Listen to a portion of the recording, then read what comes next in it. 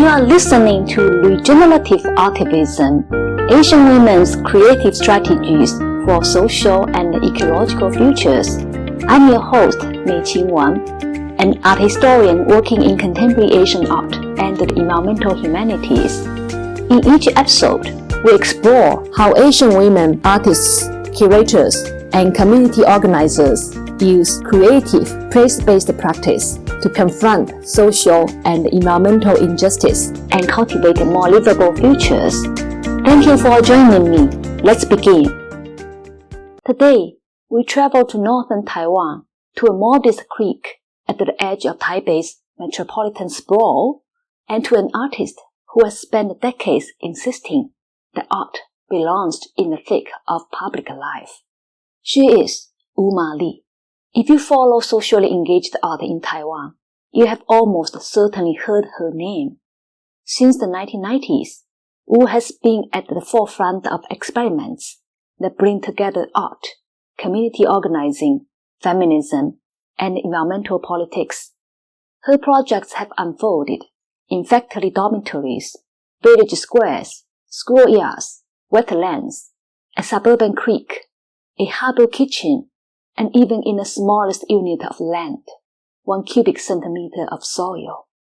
In this episode, I want to walk with you through 4 interconnected projects: art as environment, a cultural action at Plum Tree Creek in northern Taiwan, river projects that ask Taipei to see itself again as a floodplain, Cijin Kitchen and Cijin Town, based in a former naval kitchen in the south, and finally, a soil work titled To Reconstruct 1 cubic centimeter of land.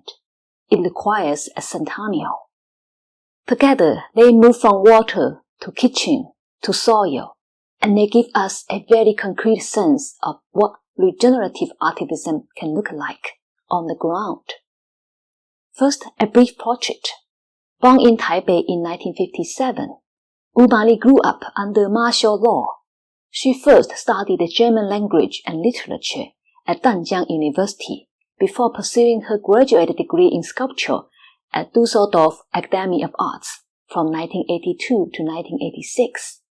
This blend of European conceptual rigor and material training became the foundation for her critical methodology, ultimately leading her to transition from traditional sculpture to socially engaged art practice in Taiwan. By the early 1990s, she was moving away from conventional object-based art toward community-based projects. Installations built from women's bed sheets, performances that foregrounded women's bodies, participatory projects in neighborhoods undergoing rapid changes. Over time, her focus widened from gender and labor to environmental questions, but always through the lens of everyday life and care. A key institutional partner in this story is Bamboo Curtain Studio, founded in 1995 by curator Xiao Lihong in Zhuwei. At the edge of the Dangshui River, Bamboo Curtain Studio converted old chicken sheds into an art residency and community hub, and over the years, it became one of Taiwan's most important spaces for socially engaged and ecological art. Wu's collaboration with Bamboo Curtain Studio is central to what we will talk about today. It's also a reminder that regenerative artivism relies on long-term infrastructures that rarely make headlines: modest buildings, archives, kitchens, and relationships that hold projects over many years. When I walked through Bamboo Curtain Studio in early 2021, in its widening down phase, that was very clear. The space was mostly empty. Plants were taking over the path. Inside, boxes of project documents and artworks were waiting to be transported. It felt like a living archive, tired but also saturated with the memory of countless experiments in art and community. Among those experiments, Plum Tree Creek stands out. Plum Tree Creek is a small tributary that runs through Zhuwei a suburb in New Taipei City. Older residents remember drinking from it, watering crops, washing clothes. With urbanization, the creek was gradually channelized and polluted. Household sewage and grey water flowed into the same channel. Concrete embankments cut it off from surrounding life. For many residents, it ceased to be a creek and became an ugly drainage ditch you tried not to notice. Around 2009, Wu and a group of artists based at the Bamboo Curtain Studio launched Art as Environment, a cultural action at Plum Tree Creek. On paper, the project aimed to help the Zhuyi neighborhood understand their creek, which had undergone dramatic change. On the ground, it meant something more ambitious, treating this neglected waterway as a shared laboratory, a watershed commons, basically a shared resource that residents, farmers, and local officials began to take care of together. The project developed several interlocking strands. First, ecological education. Artists and educators worked with local schools to create classes, workshops, and field trips focused on the creek itself. Children learned its cause, its species, and its pollution sources. They drew maps, followed hidden segments under loads, and made small installations. Importantly, these were not side activities. The children's drawings and maps became central tools for shifting how the whole community saw the creek. Second, walking and mapping with residents. Wu and her team organized public walks, where neighbors traced the creek's route, peered into culverts, and tried to understand how domestic plumbing connected to the watershed. Large hand-drawn maps in community spaces slowly filled up with residents' annotations, informal paths, vegetable plots, illegal discharge points, places where people remembered catching fish as children. Third, participatory planning. Instead of leaving the future of the creek entirely to engineers and officials, the project convened the residents, hydrologists, environmental officers, and planners to discuss very concrete questions: how to separate sewage from storm water, where paths could run, how to deal with flood risk. Through workshops and public meetings, residents articulate their own visions for an environment fit for future living along the creek.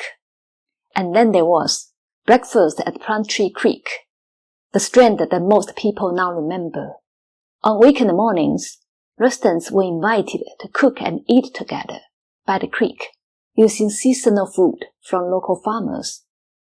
Guests came from across Taipei, from the art world, from other communities doing environmental work. If you picture it, it is not a protest scene. There are folding tables, portable stoves, basket of vegetables, the smell of soup, the clink of chopsticks, the chatter of children. Underneath all that, the persistent sound of water moving past. At these breakfasts, farmers talked about droughts and changing rainfall. Elders shared memories of a cleaner creek. Children point to plastic tangled in reeds. Hydrologists explained how the sewage system worked in everyday language. People ate, listened, argued, and gradually decided what they wanted for this place. In other words, the breakfasts quietly reprogrammed public space. The creek was no longer just the bag of things, a place for pipes and trash. It became a shared table, a site of what we might call public pedagogy. Domestic labor, often feminized and overlooked, moved to the center of environmental politics. Without the work of cooking and hosting, there was no forum. Over several years, the project drew in dozens of organizations and many participants. In 2013, it received the Cijin Arts Award, Taiwan's most prestigious art prize, explicitly for its combination of environmental activism and cultural practice. But on the ground, the story did not end with the award. Some of the practices continued. Zhuyi eventually invested in sewage separation, so household wastewater no longer flowed directly into the creek. The water is still not pristine, but it is visible again, and people argue about it. That matters. For regenerative artivism, Plum Tree Creek is a key case. It shows art not as commentary on an environmental problem, but as a way of reorganizing how a community governs its watershed, with children, elders, farmers, experts, and officials in all the mix. Plum Tree Creek is part of a wider arc in Wu's work. Alongside this suburban project, she and her collaborators developed river-focused public art processes, with titles that are often translated as By the River, On the River, Of the River, and Taipei Tomorrow as a Lake Again. These projects stretch the creek's lessons to the metropolitan scale. The basic question is simple but unsettling. What if we take seriously the fact that Taipei sits on a floodplain, shaped by the Dangshui River system and monsoon rains? Through river walks, public talks, and temporary interventions, participants observed the flood marks on retaining walls, studied maps of projected inundation zones under climate change scenarios, and listened to local stories about past typhoons. They were invited to read the city not primarily as a network of laws and property, but as a landscape defined by water and its movements. The phrase, Taipei Tomorrow is a lake again, plays on a recurring fear, the image of the entire city underwater after the next big storm. Wu's projects do not resolve that anxiety. Instead, they use it as an opening to talk about who lives in low-lying areas, whose homes are labeled as unsafe, who profits from riverfront development, and how decisions about the flood defenses get made. If Plum Tree Creek turns a neglected tributary into a public classroom, these river projects make the city itself a pedagogy site. They show that climate risk is not abstract. It is mapped onto very specific neighborhoods, very specific bodies. Now, let's travel south. If the creek and river projects are about water and metropolitan transformation in northern Taiwan, Cijin is about food, migration, and maritime change in the south. Cijin is a narrow island that forms part of Kaohsiung's harbor. Historically, a fishing community, it has been reshaped by militarization, port expansion, container shipping, and now tourism. Long-term residents live alongside migrant workers and new arrivals from across the Taiwan Strait and Southeast Asia, plus waves of tourists who come for seafood. Around 2014, we began working in Cijin through an initiative often called Cijin Kitchen, based in the kitchen of a former naval dormitory complex that National Sun Yat-sen University had turned into a cultural base. Again, the site choice carries meaning. A space once dedicated to military logistics becomes a space for community cooking and research. Imagine arriving on the island by the short ferry ride from downtown Kaohsiung. You step off into a grid of small streets with temples, seafood stalls, scooter repair shops, and guest houses. The former dormitory sits slightly away from the main tourist strip. Its old kitchen is spacious and functional, metal counters, tiled walls, windows that open toward the harbor. Here, Wu and her graduate students from National Kaohsiung Normal University set up what she later called Cijin's Town, a kind of multicultural social lab that uses food to understand the island's changing social ecology. The method is straightforward in outline. Students visited restaurants to talk about everyday meals. They asked not only for recipes, but for stories around them. Where the fish is bought, which spices come from which hometown, how ingredients have changed with rising prices or overfishing, who cooks, and who eats together. In many cases, these conversations opened onto wider histories of migration, marriage, labor at sea, and political change. The team then mapped what they found. One set of maps traced ingredients, which ones came from the harbor, which from industrial aquaculture, which from faraway seas. Another set traced people, the home regions and countries of Cijin's residents. Out of this research, they organized cooking events and small performances in the kitchen. Graduate students would reenact a resident's cooking process, narrating the story they had heard. Sometimes the residents would sit at the table and watch. Sometimes they would jump in, correct the method, or add missing details. Everyone ate together at the end. From a sound perspective, this is a rich scene, knives on cutting boards, the sizzle of stir-fries, bowls clinking, voices overlapping, with the rumble of harbor traffic in the background. For listeners to this podcast, you can probably imagine how vivid that would be in audio form. From the outside, it could be misread as a nice community cuisine project. From up close, it becomes clear that the kitchen is a listening device. It picks up and amplifies stories of precarious work, despairing fish species, changing tides, rising seas, and the slow violence of port development. As Taiwan scholar Wei Xiudong has argued, Cijin Kitchen functions as a form of environmental aesthetic awakening and civic engagement. By treating food, recipes, and kitchen talk as artistic material, the project surfaces environmental and political issues that normally remain hidden in the background of daily life. Once again, domestic labor is central.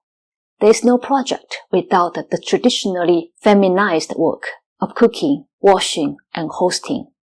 But here, the labor becomes a lens on the ocean and on the global circulations of goods, people, and risk. In this sense, Cijin's tongue is both literal and metaphorical. It is the literal tongue that tastes and speaks, and it is also the island's way of speaking back to the systems that have reshaped it. Before we close, I want to bring in one more project that shifts the focus from water and kitchens to soil. In a work translated as To Reconstruct 1 cubic centimeter of land, it requires a Centennial who asks us to zoom in on the smallest unit of land and to think about time. 1 cubic centimeter of fertile soil is tiny. You could balance it on a fingernail. But to form the much healthy soil, nature may require decades or even centuries of weathering, decomposition, and the quiet labor of microorganisms, worms, and plant roots. In installations and workshops connected to this project, participants handle soil samples, seeds, and small cultivated plots. They are invited to imagine how much time, how many cycles of life and death are compact into a pinch of earth, and then to consider how quickly the accumulated time can be erased by bulldozers, speculative building, or industrial farming. Where Plum Tree Creek talks about mending broken land with water, and Cijin Kitchen reads coastal change through food, this cubic centimeter of land insists that regeneration is slow by definition. You cannot rush the formation of soil. You can only protect it and care for it. At the same time, the project is not only about the loss. It emphasizes micro acts of cultivation that ordinary people can undertake. Tending a community garden, protecting a roadside tree, restoring a small patch of ground in front of an apartment building. The cubic centimeter becomes a unit of attention, as well as a unit of earth. Whose focus on land time reminds us that regenerative artivism is not just about memorable events or beautiful documentation. It is also about patient, often invisible work that aligns human time with ecological time. What Wu's practice teaches us about regenerative artivism? If we step back from these four clusters, the creek, the rivers, the kitchen, and the cubic centimeter of soil, what can we learn about regenerative artivism more broadly? Let me draw out 4 points. First, regeneration needs infrastructure. Plum Tree Creek depended on bamboo curtain studio as a long-term trusted presence with space, networks, and institutional memory. The river projects grew on alliances among artists, scientists, and planners. Cijin Kitchen relied on a public university willing to support an experimental kitchen project in a former naval dormitory, plus a network of students and island residents. The land project requires access to sites, classrooms, and communities willing to think with soil. We often celebrate the visible moments, the festival, the award, the photogenic event. But those moments sit on top of years of unglamorous infrastructure building. Second, regeneration works through everyday practices. Breakfast at the Plum Tree Creek looks like people having breakfast. The river walks look like people strolling along levees, talking. Cijin Kitchen looks like people cooking and eating in a small kitchen. The soil project looks like people bending down to examine dirt. Yet, these are exactly the practices where perception changes. Eating beside a polluted creek makes the state of the water impossible to ignore. Mapping flood lines on familiar walls makes climate projections immediate. Cooking someone else's recipe makes their migration story tangible. Holding a pinch of soil and thinking about how long it took to form changes how you see a construction site. Regenerative artivism, in this sense, is less about adding an artistic layer on top of life, and more about rearranging daily routines so that ecological and social relations come into view. Third, regeneration is entangled with governance. Plum Tree Creek's activities fed into local environmental policy and investments in sewage infrastructure. The river projects intersected with public debates about the zoning and the flood control. Cijin Kitchen offered grounded knowledge about coastal livelihoods that could be, and sometimes was, translated into discussions with municipal authorities. The soil project implicitly questions land evaluation models that reward rapid extraction over long-term care. This entanglement is messy. There are compromises, half measures, and risks of co-optation. But Wu's work suggests that if you want structural change, you cannot avoid institutions altogether. The question becomes how to engage them tactically without losing your ability to critique and imagine otherwise. Fourth, regeneration in her practice is ecofeminist in spirit, whether or not it uses the label. Care work, teaching, cooking, cleaning, and patient listening sit at the center of environmental practice, not at that edge. Women's labor, often unpaid and taken for granted, becomes highly visible in these projects. And at the same time, the projects expose how heavy the burden can be. Ecofeminist theory reminds us that care must be recognized and redistributed, not simply romanticized. Wu's work aligns with that insight. It honors domestic and pedagogical labor as a source of political intelligence, while also pointing toward the need to share it more fairly. If you are listening from far away, what might all this mean for you? You might not have a bamboo curtain studio in your neighborhood. You may not be able to turn a naval kitchen into a social lab, but you probably have a nearby waterway, however small, some kind of shared food space, a school cafeteria, a church kitchen, a street corner food stall, and a patch of ground that you pass often. What would it mean to treat these places as potential sites of regenerative artivism?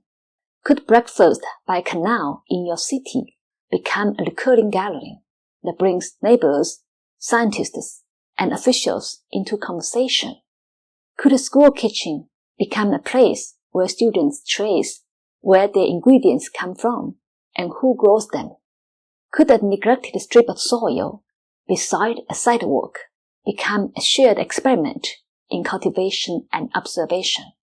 None of these actions will solve the climate crisis. They will not, on their own, stop a dam, clean an entire river, or reverse sea level rise. But they might change who talks to whom, what kind of knowledge is considered legitimate, and how decisions get made over time. As you think about this, it's worth resisting two temptations. The first is the obsession with scale. The idea that only big projects with big budgets and big audiences count. Those projects show that small-scale, repeated actions can accumulate significant impact over years. The second is the desire for purity. The fantasy that real change can only come from work that refuses any engagement with compromised institutions.